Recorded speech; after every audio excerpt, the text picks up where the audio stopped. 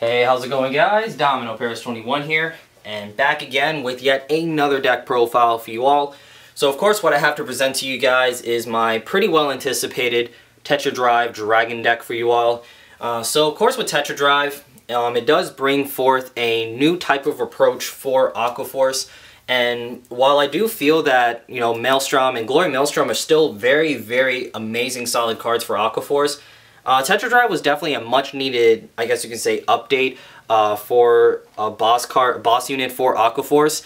Mainly just for the fact is that with Tetra Drive bringing forth a restanding Vanguard for Aquaforce, it does bring a lot more efficiency out of their Break Ride Transcore Dragon. Now I do feel that Transcore Dragon individually, he's honestly not that great, but combining him with Tetra Drive, this combination right here is, I personally say, is arguably the best Break Ride combination post BT13, just for the amount of win potential these two have together.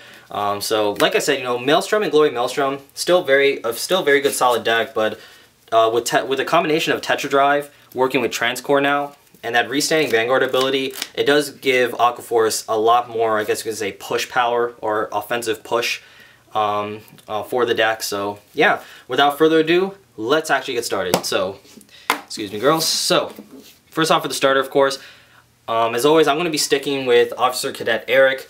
I really don't like any other starter in Aquaforce, just because I felt like the abilities of the other starters in Aquaforce was more of like a luxury than a need necessarily.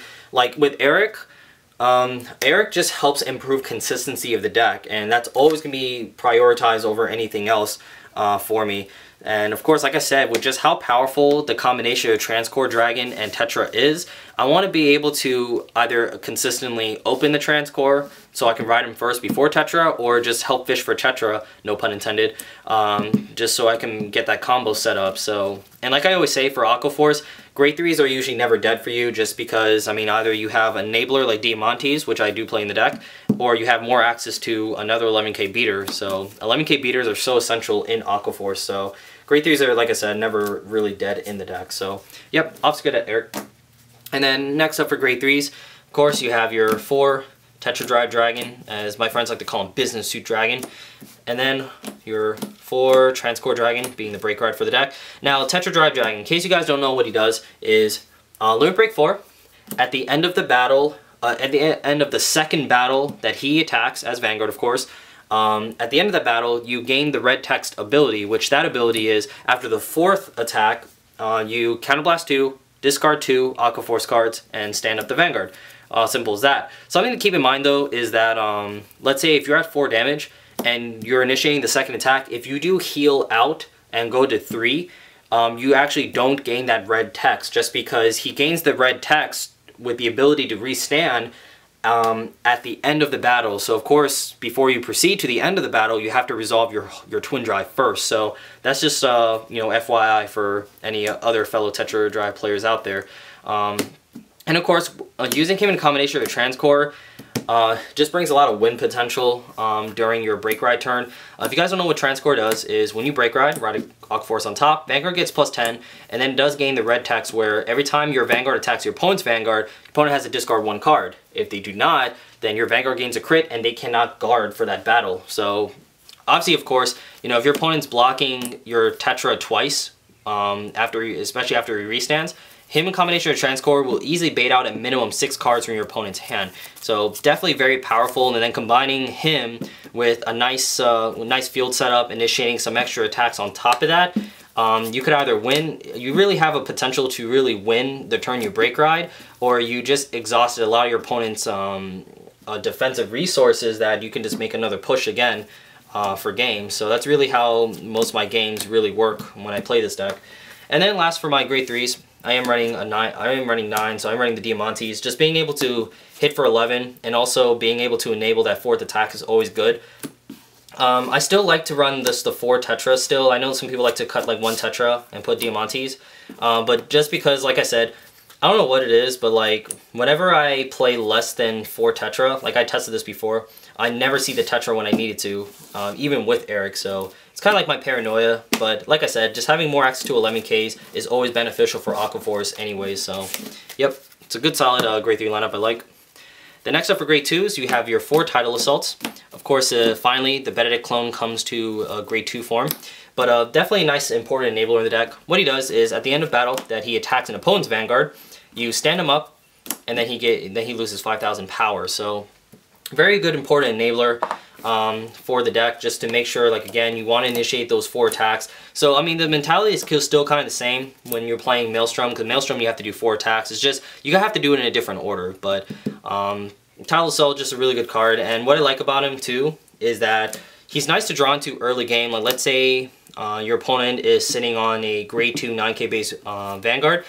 You can maybe, like, if you hit a trigger, you can put a trigger on him and probably get some extra attacks off, or maybe try to pick off any rear guards your opponent tries to call down early if they try to rush you. So he's definitely a nice, good, versatile card to work with. And at the same time, I run forward because he becomes a damage sponge for my opponent. Because obviously if I have a second one in my hand, I'll just call this. My opponent like wastes a full column attack on him. So he could be like a defensive card in a sense.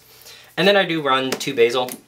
Now I know there's a good handful of Aquaforce players out there that really don't like Basil, and you know they really found this time to to really cut the Basils from previous Aquaforce builds originating from set 8.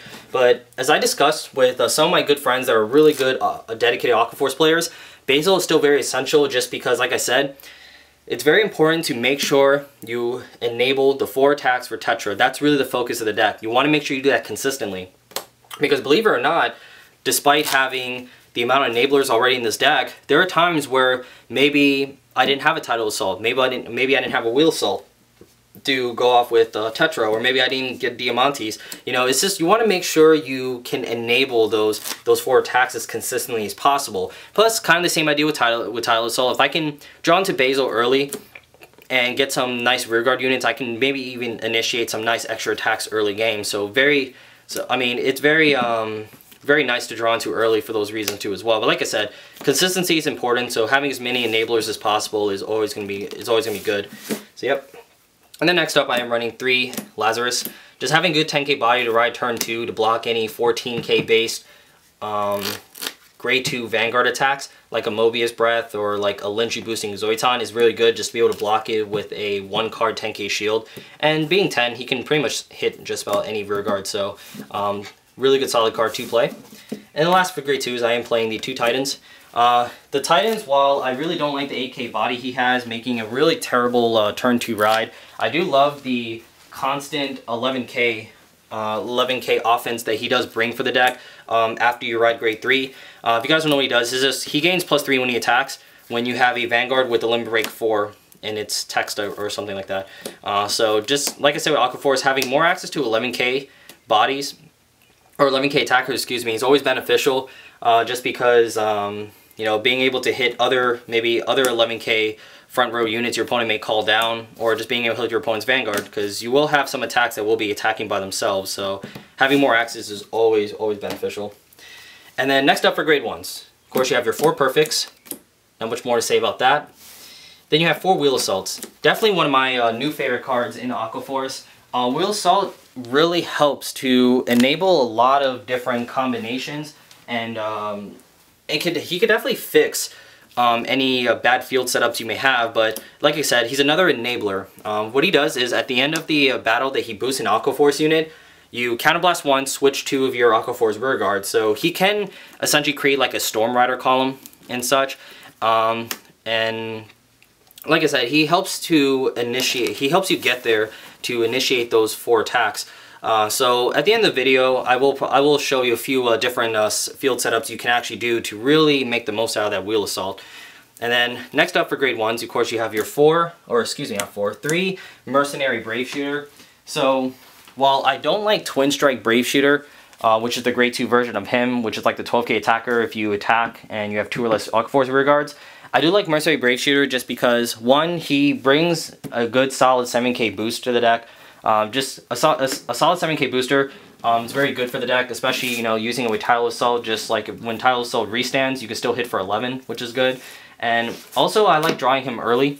you know, just to try and beat my opponent down while their Vanguard is weak as a 10k attacker. So I usually like to, if I could, I like to try and use him in the same column as Basil early game if I could, just get 2 attacks, just, you know, get 2 attacks off. So really good solid card for offense.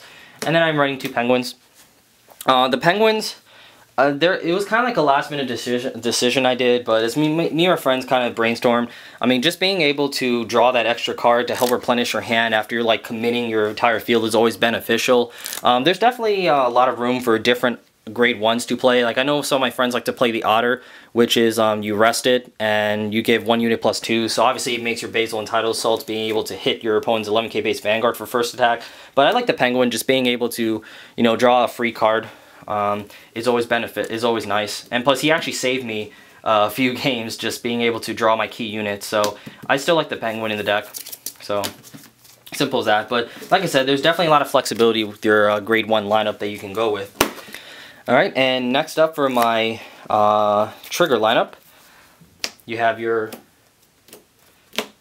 4 Supersonic Sailors, 1 of each other crit, making it 7 crit, 1 Otter, because Otter's always OP, and 4 other draws, so 7 crit, 5 draw, and 4 Sexy Legs. I don't like Sperm Angel, Sexy Legs. But yes, so 7 crit, 5 draw, 4 heal. So basically, the idea behind it is, now I know that stand triggers still can be pretty viable in this deck, and I know some of my friends like to run stands, but for the most part, I like the crits. I just like having the crits in the deck, mainly just for the reason that for how I like to play with this deck, I don't necessarily like to commit too early, especially, you know, with calling a lot of rear guards and such early in the game. Just because, you know, like I said, with how powerful, you know, the combination of Transcore and Tetra is, more oftentimes than not, my opponents will just kind of turtle me at 3 damage. So they'll just, you know, use all their attacks and just attack my front row for maybe a few turns and try and wear me out, and they won't give me my limit break when I want it. So then it can get kind of frustrating. So at that point, you know, I usually don't commit anything to the front row in a lot of situations. So therefore, that does make my stand triggers dead a lot of the time. So I did previously test this deck with stands, and that's really what happened to me most of the time. Plus, at the same time, when you're initiating your combos with Tetra, since Tetra is the second attack, a lot of times I don't even have a rested front row unit, so stand can be dead at that point too. The only time I really do want a stand trigger is either maybe I'm rushing my opponent early, but after you do the second attack after Tetra, the fact is, like, all your front rows usually rested anyway, so being able to hit a stand trigger at that moment can be really game breaking, which is why I'm really considering just maybe throwing in 2 stand triggers here for that reason. But like I said, just lineup here has just been a lot more consistent for me. So to each his own, really, with the trigger lineup. I mean, there's really no like right or wrong trigger lineup necessarily, so I say it's really open for different experimentation, I guess. So it's open to experiment. So yeah, so there you have it, guys. That is my Tetra Drive Dragon deck. So as I said, I'm gonna go ahead and just show you guys a few different field setups you can actually go about when the turn you break ride with Tetra. So let me go ahead and show that to you guys. Alright guys, so what I'm going to show you is just 2 very simple and basic field setups that I usually try to go for in certain situations during the turn I break ride Transcore and Tetra together.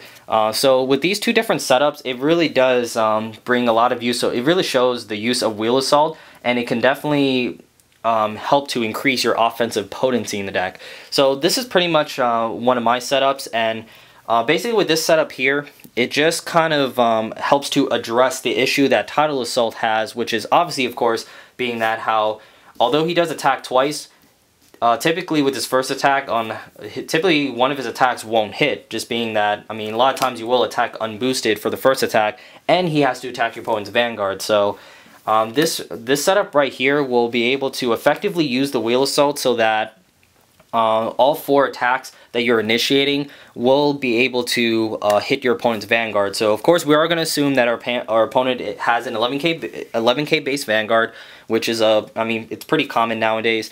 So cross rides is a different thing, but we're just going to assume our opponent has an 11k base Vanguard. So here's pretty much how it works. So you break ride, of course, Tetra. So you get the first attack off.